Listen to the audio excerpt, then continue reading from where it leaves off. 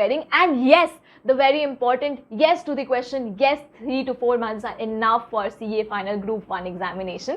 So जिन लोगों ने कुछ भी तैयारी नहीं की है वो कैसे अपने डेज को प्लान कर सकते हैं वो मैं इस वीडियो में बताने वाली हूँ. Hey yo, what's up everybody, welcome back to my channel. My name is Isha Verma. I am a CA final student. So consider this video as a planner for your November 23 CA final group 1 examinations if you're planning to give it. Okay so आपके दिमाग में बहुत सारे questions हैं क्योंकि मुझे randomly बहुत questions आते रहते हैं लिंक्डइन पे, इंस्टाग्राम पे. ईशा प्लीज़ बताइए, if I am starting today from scratch तो मैं कैसे अपने सब्जेक्ट्स को डिवाइड करूँ, कैसे उन 4 सब्जेक्ट्स को डिवाइड करूँ, कैसे पढ़ूँ कि इनका 1 से 2 टाइम रिविजन भी हो जाए और बच्चे कुछ जो 2-4 महीने बचे हैं उसमें कैसे मैं एग्जाम्स तक अपने अंदर कॉन्फिडेंस लाऊँ. क्योंकि मैंने अपने पिछले वीडियोज़ में बताया है that I have cleared my CA final group 1 in just 3 months from the scratch without any coaching classes except for subject law.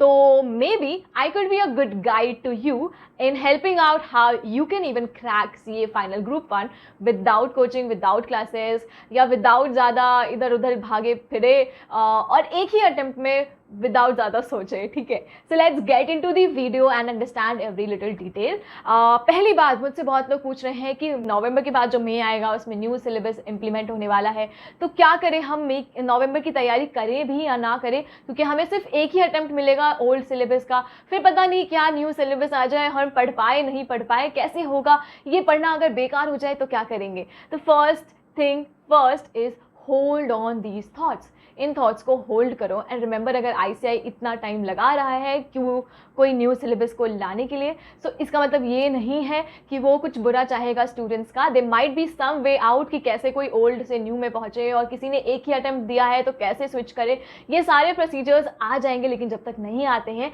आपको बस ये सोचना है कि आपके पास एक ही चीज़ है फोकस करने को, that is the old syllabus. कोई न्यू सिलेबस नाम की कोई चीज़ नहीं है. So stop panicking and stop thinking कि अगर नवंबर स्किप करके सीधे May 24 दे दे, क्या कर दे क्या नहीं करे. तो ये सब मत सोचो and start preparing. And yes, the very important yes to the question, yes, 3 to 4 months are enough for CA final group 1 examination.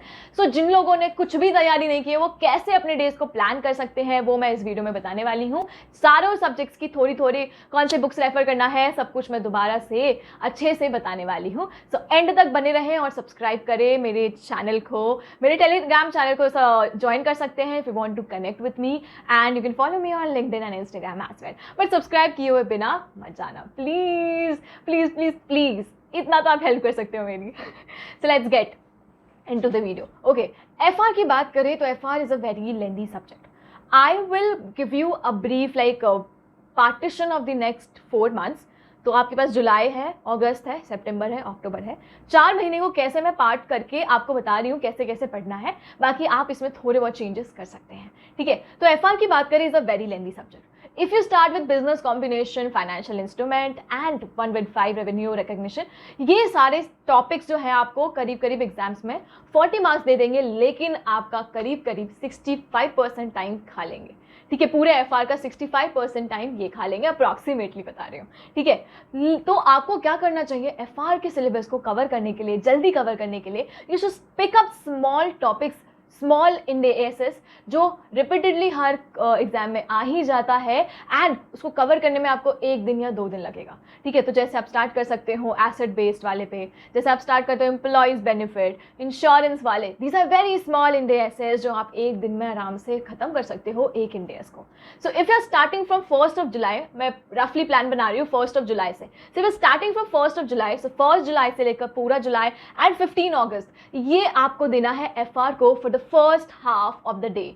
जब भी आपका दिन स्टार्ट होता है, चाहे वो सुबह 7 बजे होता हो, चाहे वो दोपहर 12 बजे होता है, या फिर आपका दिन शाम में स्टार्ट होता हो, जो भी आपका दिन है उसका फर्स्ट हाफ मेक श्योर आप सिर्फ डेली FR कर रहे हो for the next 45 days.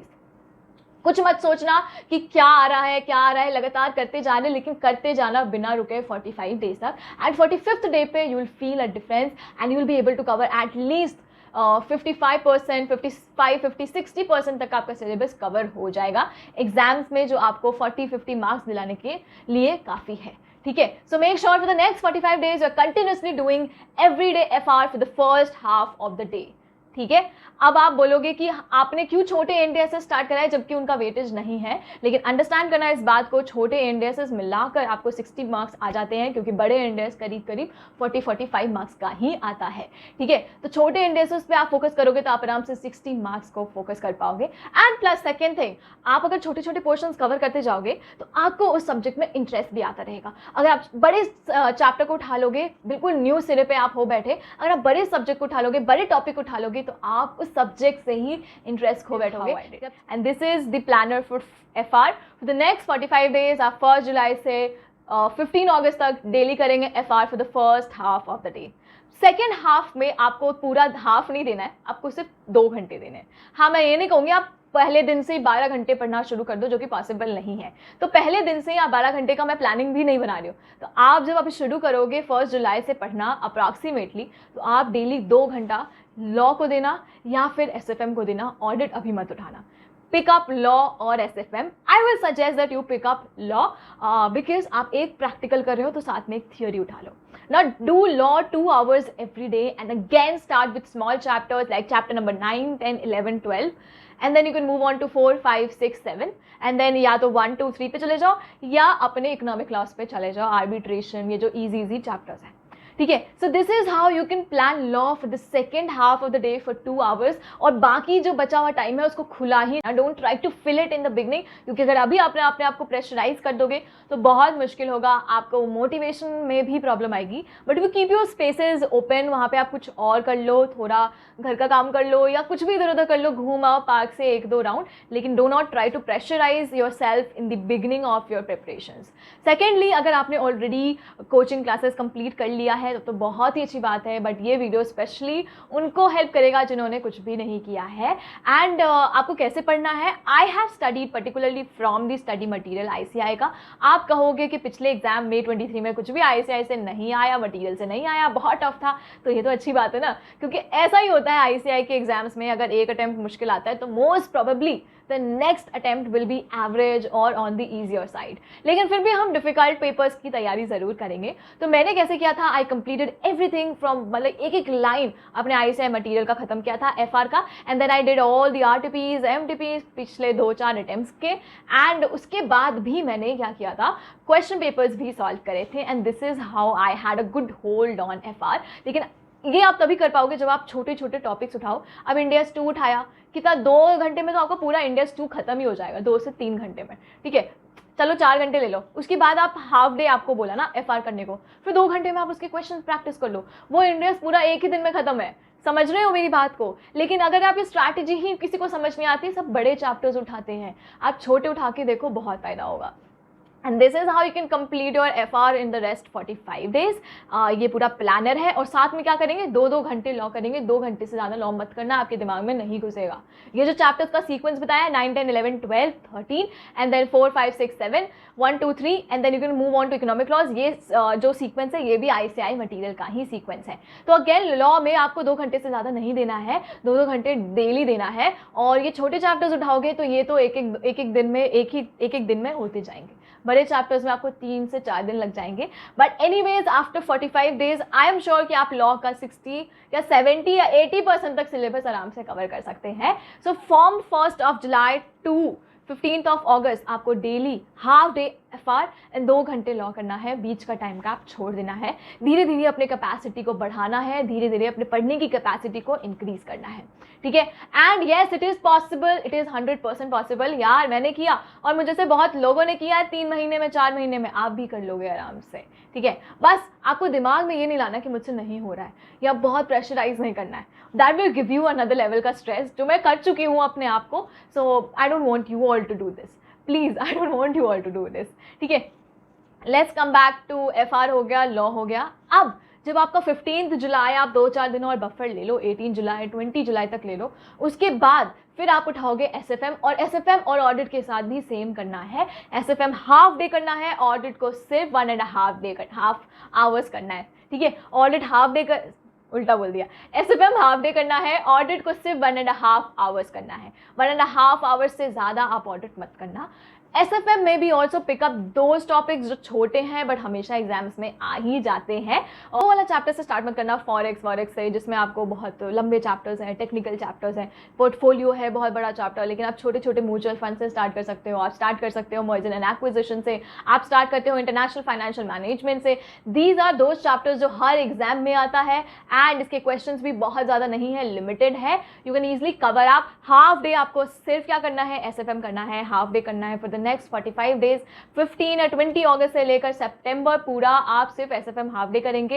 And half day नहीं, बाकी 1.5 आवर्स सिर्फ ऑडिट करेंगे डेली। एंड क्योंकि अब आपकी कैपेसिटी थोड़ी सी बढ़ गई है तो आप 30 मिनट्स लॉ भी डेली करेंगे। जो आपने लॉ पहले किया है वही लॉ 30 मिनट्स डेली करेंगे नेक्स्ट आपके 45 डेज तक। ऐसा क्यों? क्योंकि आपको एटलीस्ट लॉ में एग्जाम्पशन लाने की कोशिश करना है। लॉ में एग्जाम्पशन लाना आसान है। FR या SFM, SFM में फिर भी बहुत बार मुश्किल हो जाता है, FR में भी ला सकते हैं आप एग्जाम्पशन, बट लॉ में ईजी है। सिर्फ just doing and studying your study material line by line आपको आराम से लॉ में एग्जाम्पशन आ सकता है। 30 मिनट्स डेली अगर आप लॉ यहाँ पे फिट कर लो, क्योंकि थोड़ी तो कैपेसिटी अब तक बढ़ गई होगी, राइट? तो 30 मिनट्स डेली आप लॉ करना एंड देखना 45 डेज के बाद आपका लॉ पे तो बहुत गुड होल्ड होएगा, आपका SFM भी बहुत कवर हो जाएगा। एंड जो आपको ऑडिट को मैंने बोला 1.5 आवर्स देने, क्यों? क्योंकि ऑडिट इनिशियली आप 2 घंटे नहीं पढ़ सकते।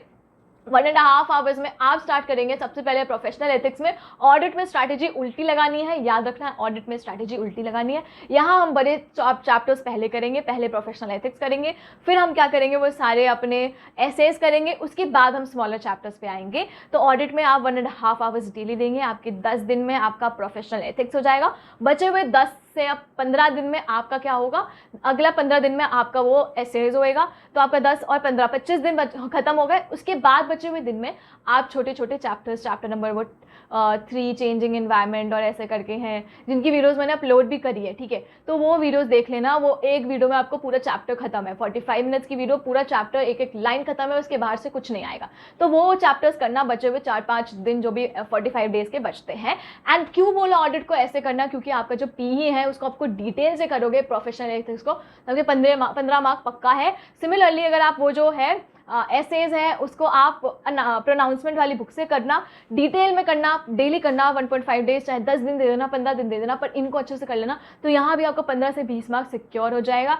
आपको ऑडिट में 40-45 मार्क्स, 50 मार्क्स तक टारगेट रखना है। बाकी सब में आप ज़्यादा स्कोर करने की कोशिश कर सकते हो। And this is how you can plan the entire 4 months. इसके बाद भी जो रिविजन वाला सेक्शन है वो मैं अपने नेक्स्ट वीडियो में बताऊंगी, because this video will be very long. So please guys, you have enough time, you have enough time to prepare even from the scratch. अगर आपके एग्जाम्स, आपकी तैयारी, आपकी कुछ भी नहीं हुई है तो भी पॉसिबल है। और प्लीज़ ये सब मत सोचो कि अगर न्यू एग्जाम आ गया एक ही अटेम्प्ट मिलेगा ओल्ड सिलेबस का, ये सब मत सोचो, ठीक है? तो see you all in the next video में I will be talking about October में क्या करना है for group 1 and then I will bring about group 2 के भी इसी तरीके के planner videos. So bye. So SFM के लिए हाँ बुक क्या यूज़ करनी है? SFM के लिए I have used study material के कुछ चैप्टर्स, जैसे मैंने IFM स्टडी मटेरियल से किया, जैसे मैंने रिस्क, वो जितने थियोरी चैप्टर्स है वो स्टडी मटेरियल से किया। बाकी मैंने थोड़ा सा रेफर किया किससे, अतुल अग्रवाल सर के नोट से, क्योंकि वो कवरेज अच्छा दे रहा है। एंड उसके बाद मैंने क्रिवी एड्यू स्पेस करके एक यूट्यूब चैनल है, उसके भी मैंने 2-4 चैप्टर्स रेफर करे थे। इसके अलावा मैंने क्वेश्चन प्रैक्टिस करने के लिए भी स्कैनर यूज़ करा था अतुल अग्रवाल सर का। तो you can use all these books for SFM। If I talk about audit, I have only relied on the study material audit के लिए। स्टडी मटीरियल से एक एक लाइन पढ़ा है और वो 45 मिनट्स की डेमो वीडियो देख लेना, आपको सब समझ आ जाएगा ऑडिट कैसे पढ़ना होता है। Okay, bye everyone, see you all in the next video with the revision strategy for group 1 and then group 2 also. Bye.